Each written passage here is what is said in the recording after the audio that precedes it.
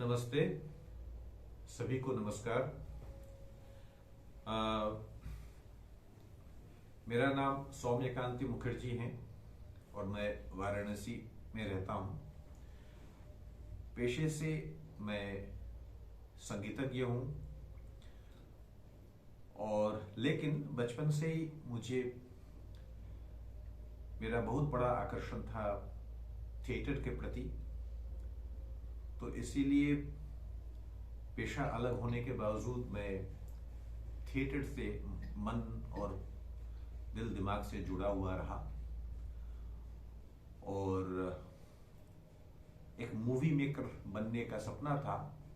बहुत सारे कारण से हो नहीं पाया, लेकिन रुचि और उस विधा के प्रति प्यार असंभव है। मतलब उस विधा के प्रति प्यार इतना है कि जितना भी खाली समय मिलता है वो उस समय थिएटर, वर्ल्ड थिएटर और वर्ल्ड साहित्य के पठन पाठन में बीतता है, गुजरता है। रुचि मेरी लेखन में भी है, मैं लिखता भी हूँ, कविता, स्क्रिप्ट वगैरह अलग अलग विषयों पे, नाटक। तो अब वो कैसा होता है, उसका स्तर क्या होता है इसका मुझे नहीं पता, लेकिन मेरे जो इष्ट मित्र हैं, चाहने वाले हैं, प्रशंसक हैं थोड़ा बहुत, वो लोग बड़े खुश होते हैं, बहुत प्रशंसा करते हैं और बार बार ये इन कार्यों को करने के लिए हमको प्रेरित करते हैं, उत्साहित करते हैं और अनुरोध भी करते हैं, रिक्वेस्ट भी करते हैं कि और लिखिए और कीजिए। तो थिएटर पे कुछ बोलने के लिए आज मैं आप लोगों के सामने हूँ।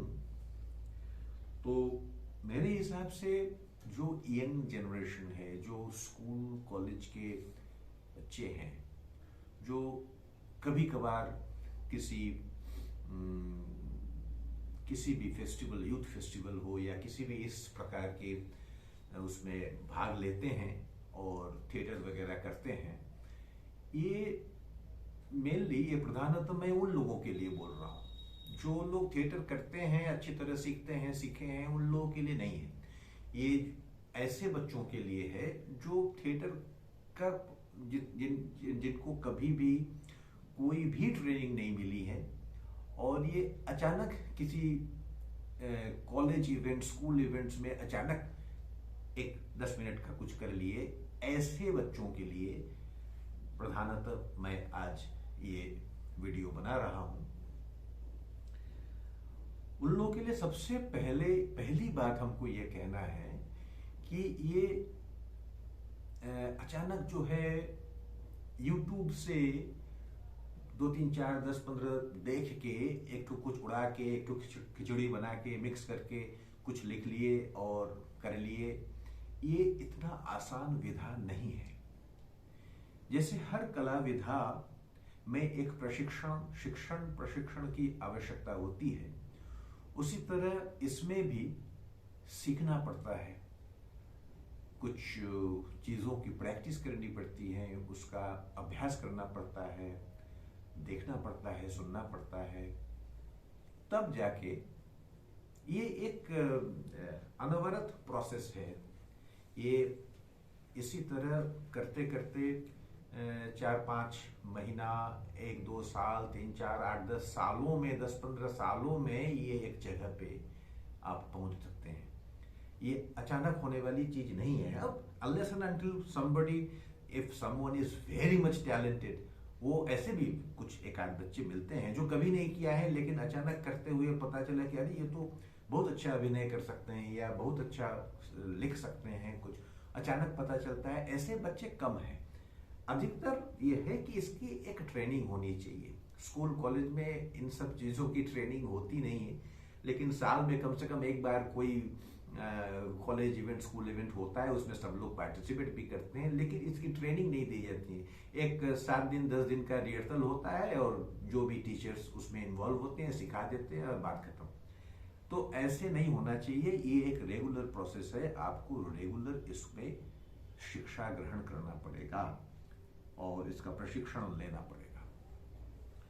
तो उस दृष्टि से हम कहेंगे कि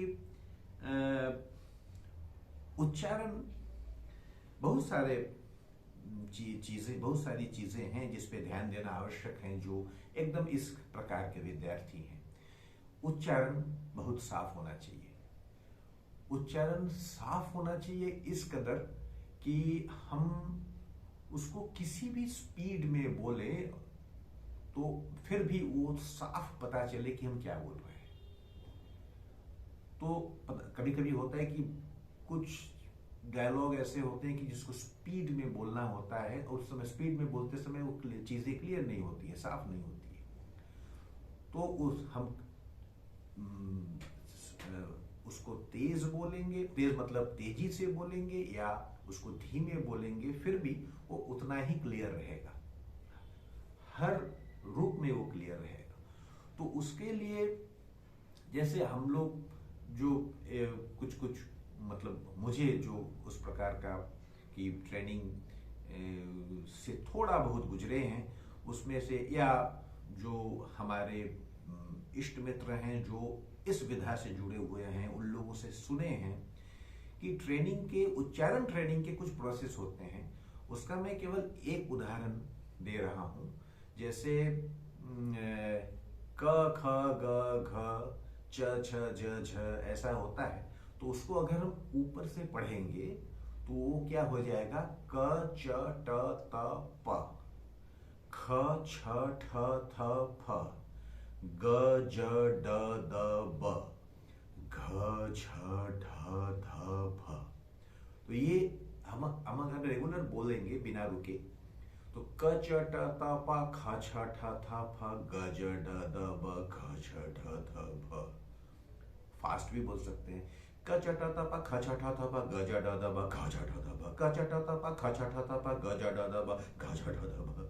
तो ये आवाज जो है ना, शार्प से लेके बेस की तरफ जा रहा है, बाहर से लेके अंदर की तरफ जा रहा है। तो इसकी ये मैं एक उदाहरण दे रहा हूं, इस प्रकार के कई हैं।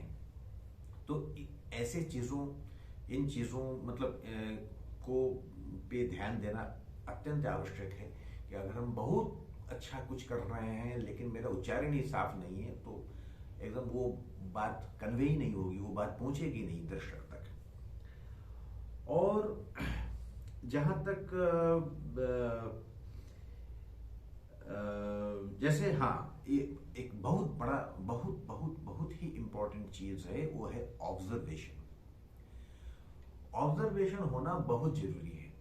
हम समाज में पहले घर पे मोहल्ले में, फिर हम जहाँ पे जा रहे हैं स्कूल कॉलेज या ऑफिस, वहाँ पे, फिर रास्ते से जा रहे हैं, रास्ते में कई लोग देख रहे हैं, कई अलग अलग प्रकार के लोग देख रहे हैं। तो हर तबके के, हर पेशे से जुड़े हुए लोगों को अच्छी तरह से दिल से ऑब्जर्व करना बहुत जरूरी है। किसी में ये क्षमता अपने आप होता है, वो एक चीज देख लेता है तो रिकॉर्ड हो जाता है, लेकिन किसी को उसको आदत करनी पड़ती है। तो ऑब्जर्वेशन खाली इतने में ही सीमित नहीं है। हर पेशे से, हर तबके के, हर आर्थिक अवस्था के, हर लोगों को ऑब्जर्व करना जरूरी है, पूरे समाज को ऑब्जर्व करना जरूरी है, ये तो है ही, लेकिन इतने में ही सीमित नहीं है। पशु पक्षी, प्रकृति, हर चीज को ऑब्जर्व करना। ये वॉल्ट डिज्नी का जो कार्टून अभी आज के बच्चे तो देखते नहीं है, ये उस समय इसको एनिमेशन बनाना बहुत मुश्किल था। एक एक्शन के लिए कम से कम 50 कार्टून बनाने पड़ते थे, 50 एक एक्शन के लिए। उसको जैसे यहाँ के लिए, यहाँ के लिए, यहाँ के लिए, यहाँ के लिए, इस तरह 50 बनेगा। उसको जब हम स्पीड में चलाएंगे तो लगा कि हाथ उठा, तो कितना मेहनत करते थे। अभी तो कंप्यूटर में हो जाता है। और क्या ऑब्जर्वेशन थे वॉल्ट डिज्नी महोदय के।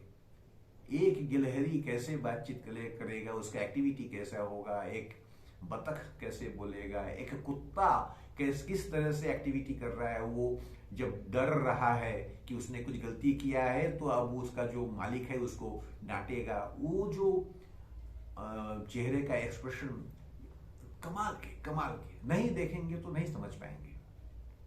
तो ऑब्जर्वेशन बहुत जरूरी है।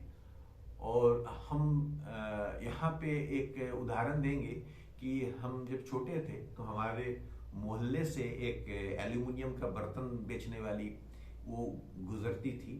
तो वो इस तरह से कुछ बोलती थी कि एल्यूमिनियम का बर्तन लो, एल्यूमिनियम का बर्तन लो। तो ये क्या योडलिंग होता था, अनायास योडलिंग था। और ये अभी तक हमको याद है, एकदम हम बचपन में सुनते थे इसको।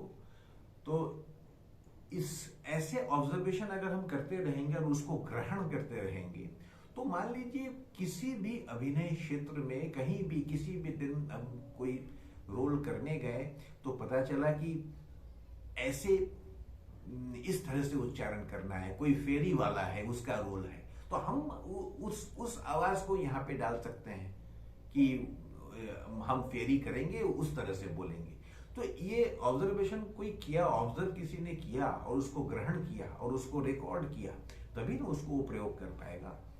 तो observation is very very very very important. आवाज का मॉड्यूलेशन, आवाज का मॉड्यूलेशन हम लोग के संगीत के उसमें एक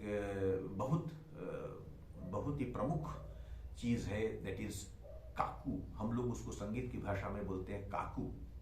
तो काकू तो बहुत लंबा विषय है, लेकिन छोटे में इतना बता सकते हैं कि जो स्वरों का उतार चढ़ाव है दैट इज काकू। तो एक जैसे स्वर में तो होता नहीं है कोई भी चीज। हम बात भी करेंगे तो हम एक जैसे स्वर में नहीं बोलेंगे। अगर हम किसी को बुला रहे हैं, किसी के घर में गए हैं, नीचे से आवाज दे रहे हैं, तो उसका नाम अगर मान लीजिए संजय है तो हम पहले बुलाएंगे संजय संजय, वो नीचे आएगा दूसरा वाला आवाज, संजय तीसरा वाला आवाज ज्यादा ऊपर जाएगा। तो 3 स्तर हुआ, संजय संजय संजय, ये 3 आवाज हुआ, 3 उसका स्वरों का भेद हुआ। तो ये जो स्वरों का भेद है ये काकू भेद हुआ। जैसे एक ही आवाज में हम बात भी नहीं करते हैं, काकू नहीं होगा तो हम लोग रोबोट हो जाएंगे फिर। तो काकू भेद जब प्रचंड मात्रा में होता है, ज्यादा होता है, स्वरों का खिंचाव जब ज्यादा होता है तभी संगीत बनता है। तो ये स्वरों का उतार चढ़ाव बहुत जरूरी है। कहाँ पे हम स्वर को नीचे आवाज में बोलेंगे, कहाँ पे मध्यम बोलेंगे, कहाँ पे उसको चढ़ाएंगे। और ये भी देखना है कि हम जैसे बहुत अंधेरा है तो बहुत अंधेरे में हम बोलेंगे कितना अंधेरा है, इतना ही ऐसे ही ना बोलेंगे। बहुत अंधेरे में हम अकेले जा रहे हैं तो हम उफ कितना अंधेरा है ऐसे थोड़ी ना बोलेंगे, उफ कितना अंधेरा है। तो ये बोलेंगे, लेकिन हमको ये भी साथ में ध्यान रखना है कि दर्शकों को सुनाई भी दे। तो मेरी आवाज, मेरी वॉल्यूम कितनी रहेगी, ये इसका अंदाज लगा पाना बहुत जरूरी है। इसका अंदाजा रहना बहुत जरूरी है कि वो भाव भी प्रकट हो और दर्शकों को सुनाई भी दे। ठीक है, तो हाँ ये हो गई कुछ 2-3 बातें। और हाँ, भाषा पे अधिकार होना बहुत जरूरी है। हम जो भी भाषा बोलेंगे, हिंदी, जैसे मैं बांग्ला भाषी हूं तो हिंदी बोल सकते हैं, बांग्ला बोल सकते हैं, अंग्रेजी बोल सकते हैं, और भी 2-4 भाषाएं हम थोड़ा मोड़ा बोल सकते हैं। तो जिस भी भाषा का हम प्रयोग कर रहे हैं, जैसे हम भी बात कर रहे हैं तो बहुत सारे अंग्रेजी शब्दों का प्रयोग हम कर रहे हैं, लेकिन ये इसकी अगर अभ्यास किया जाए इसका, कि हम जब जो भी भाषा बोलेंगे हम दूसरे भाषा का शब्द नहीं लाएंगे, इसका अगर हम आदत डालें तो भाषा पे बड़ा अधिकार बनता है, बढ़ता है। वो एक तो भाषा पे अधिकार होना बहुत जरूरी है। तो उस पे उसका फायदा ये है कि अगर अब जितना हो सके भाषा हम सीखें वो भी अच्छा है। क्योंकि हम अगर 5-6 भाषाएं सीखेंगे तो हम उस भाषा में क्या नाटक हो रहा है या फिल्म हो रही है उसको हम देख सकते हैं। वैसे तो हम किसी भी भाषा का फिल्म हम देखते हैं, क्योंकि फिल्म का मेरे हिसाब से एक सिनेमैटिक लैंग्वेज होता है, जो उस सिनेमैटिक लैंग्वेज को हम समझेंगे तो हमको सब टाइटल वगैरह की जरूरत नहीं है, हम उसी से उसको मेरे एक फ्रेंच मित्र थे जो मेरे साथ बैठ के पथर पांचाली देख रहे थे सत्यजीत रे की, और वो एक भी शब्द नहीं समझ रहे थे, लेकिन वो इस तरह से मतलब लीन होके देख रहे थे कि हम मुझे बहुत आश्चर्य हुआ कि वो देख भी रहा है, जैसे एकदम ध्यान मग्न हो गया था।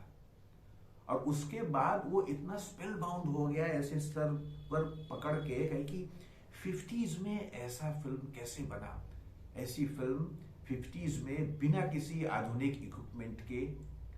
तो वो आश्चर्य था। तो वो पूरा चीज समझ रहा था, एकदम वर्ड बाय वर्ड नहीं समझ रहा था, लेकिन उस चीज को समझ रहा था। तो वही तो जरूरी है। तो भाषा पे अधिकार होने से, भाषा बहुत जानने से हम बहुत सारे भाषाओं की चीजों को, जैसे थिएटर, अगर कम से कम भारत में अगर हम भारतीय थिएटर पे अगर हम रुचि रखते हैं और कुछ सीखना चाहते हैं तो दो भाषाओं का के थिएटर का काम देखना ही पड़ेगा, एक बांग्ला एक मराठी। महाराष्ट्र में और बंगाल में थिएटर पे अद्भुत काम हुआ है और अभी भी हो रहा है। तो अगर हम उस भाषा को जानते हैं तो हम उस काम को देख सकते हैं। और ये तो तय है कि हम अगर जिस क्षेत्र में रुचि रखते हैं, उस क्षेत्र में कुछ करना चाहते हैं, सीखना चाहते हैं, और उस क्षेत्र के काम को हम नहीं देखेंगे, यूट्यूब में नहीं, लाइव अगर हम नहीं देखेंगे तो हम नहीं सीख पाएंगे, हम जानेंगे ही नहीं कि ये चीज होता है क्या है। हम तो अंदाजे में कर रहे हैं। हम सचिन तेंदुलकर बनना चाहते हैं और हम क्रिकेट मैच देखे ही नहीं है मैदान में जाके, तो हम कैसे बन सकते हैं? जितना भी हम सीख लें, तो सीखना भी चाहिए, उसका अभ्यास भी चाहिए, लेकिन देखना भी चाहिए, सुनना भी चाहिए, तभी जाके उस पे एक संपूर्ण अधिकार बनता है। इसके अतिरिक्त पढ़ना बहुत जरूरी है। देश दुनिया के बारे में अवेयरनेस जानना बहुत जरूरी है। पढ़ना तो अत्यंत आवश्यक है। साहित्य और संगीत, ये दो बहुत प्रमुख पक्ष है। अगर हम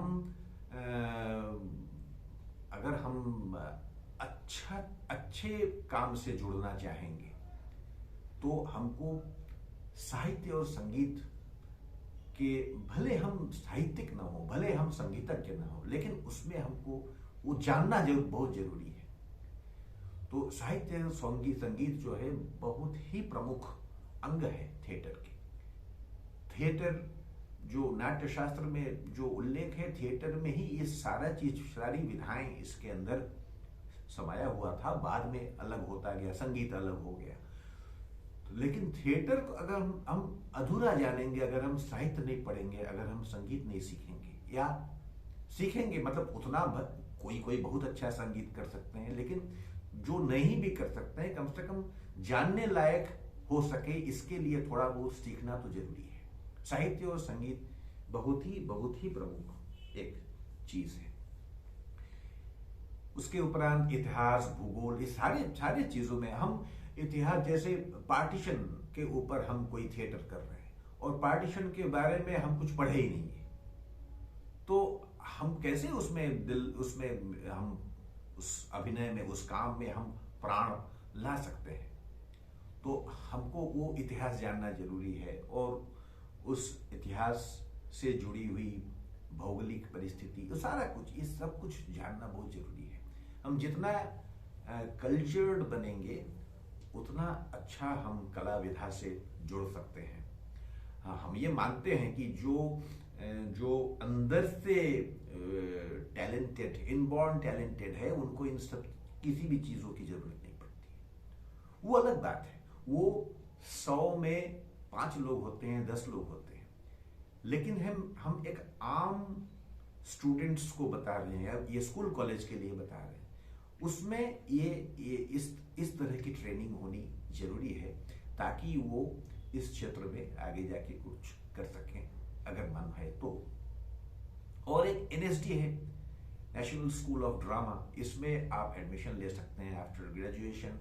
सो इसमें जिनको भी रुचि है, बहुत बड़े बड़े नाम आप लोग देख सकते हैं, खोज सकते हैं, बहुत बड़े बड़े नाम एनएसडी से जुड़े हुए हैं, जो बाद में बहुत विख्यात अभिनेता या निर्देशक, जो आज के विख्यात अभिनेता निर्देशक हम लोग जानते हैं, उनमें से बहुत लोग एनएसडी से निकले हुए हैं। तो एनएसडी में ज्वाइन करने के लिए तो ग्रेजुएशन होना जरूरी है, और शायद हमको एग्जैक्टली याद नहीं आ रहा है, शायद 30 नाटक से जुड़े हुए काम में आपको आपकी एक्सपीरियंस आपकी होनी चाहिए, ऐसा कुछ है। जो भी इसमें रुचि रखते हैं वो इसका खोज कर सकते हैं। तो एनएसडी एक बहुत अच्छा। और एक चीज बहुत जरूरी है बताना कि थिएटर मतलब खाली हमको अभिनय ही करना है जरूरी नहीं है। थिएटर में हम अभिनय कर सकते हैं, थिएटर में हम निर्देशक बन सकते हैं, थिएटर में हम स्क्रिप्ट लिख सकते हैं। हम अगर साहित्य में हमको रुझान है, कुछ हम लिख सकते हैं, मेरा बहुत मतलब अनायास कुछ मेरे अंदर से निकलता हो, तो मेरी लेखनी भी थिएटर के लिए काम आ सकता है। अगर हम लिखेंगे तभी तो उसका अभिनय होगा। तो script writing is very very very very important. Script के ऊपर तो ऑस्कर अवार्ड भी मिलता है। तो स्क्रिप्ट बहुत प्रमुख एक चीज है। तो आप अभिनय कर सकते हैं, आप निर्देशक बन सकते हैं, आप स्क्रिप्ट राइटर बन सकते हैं। और सबसे ये सब लोग ध्यान नहीं देते हैं, मेकअप। आप मेकअप आर्टिस्ट बन सकते हैं। मेकअप नहीं, अभिनय होगा तो नाटक होगा तो मेकअप तो लगेगा ही, और मेकअप तो बहुत ही प्रमुख चीज है। हम ऐसा मेकअप दें कि पता ही नहीं चले कि ये मेकअप है, लगे कि ये स्वाभाविक है। और स्टेज क्राफ्ट इसका तो ये तो एक प्रमुख प्रोफेशन है आज की तारीख में। तो स्टेज क्राफ्ट के लिए प्रोफेशनल्स लोगों को बुलाया जाता है, उनकी मदद ली जाती है। हम जो भी दृश्य है उस हिसाब से हमको स्टेज को बनाना है, तो वो भी एक प्रमुख विधा है स्टेज क्राफ्ट। इसके अलावा संगीत, अगर मैं म्यूजिशियन हूं और हर किसी नाटक में हमको म्यूजिक चाहिए ही होता है, लेकिन किसी नाटक में म्यूजिक बहुत ही प्रमुख रोल अदा करता है। जैसे कोई म्यूजिक ओरिएंटेड कोई कहानी है, कुछ भी जिसमें म्यूजिक ज्यादा आवश्यक है। अब ऐसे भी कई नाटक हुए हैं, मराठी में, बांग्ला में तो हुए ही हैं, जिसमें कि पूरा नाटक ही गायन के माध्यम से है, हर पूरा डायलॉग ही संगीत के माध्यम से लिखा गया है। तो वहां पे तो संगीत प्रमुख है। जो अभिनेता जो भी अभिनय कर रहे हैं उनको भी गाना आना चाहिए। वो नहीं, हम अभिनय बहुत अच्छा कर रहे हैं, गा नहीं पा रहे हो, तो आप उस रोल को नहीं कर पाएंगे। तो म्यूजिक एक बहुत इंपॉर्टेंट है। तो आप अगर नाटक से जुड़ना चाहते हैं तो केवल ही अभिनय करना है ये जरूरी नहीं है। आप अभिनय कर सकते हैं, आप निर्देशक बन सकते हैं, आप स्क्रिप्ट राइटर बन सकते हैं, आप मेकअप मैन बन सकते हैं, आप स्टेज क्राफ्ट कर सकते हैं, आप लाइट बोले बाप रे, लाइट तो एक बहुत ये छूट रहा था।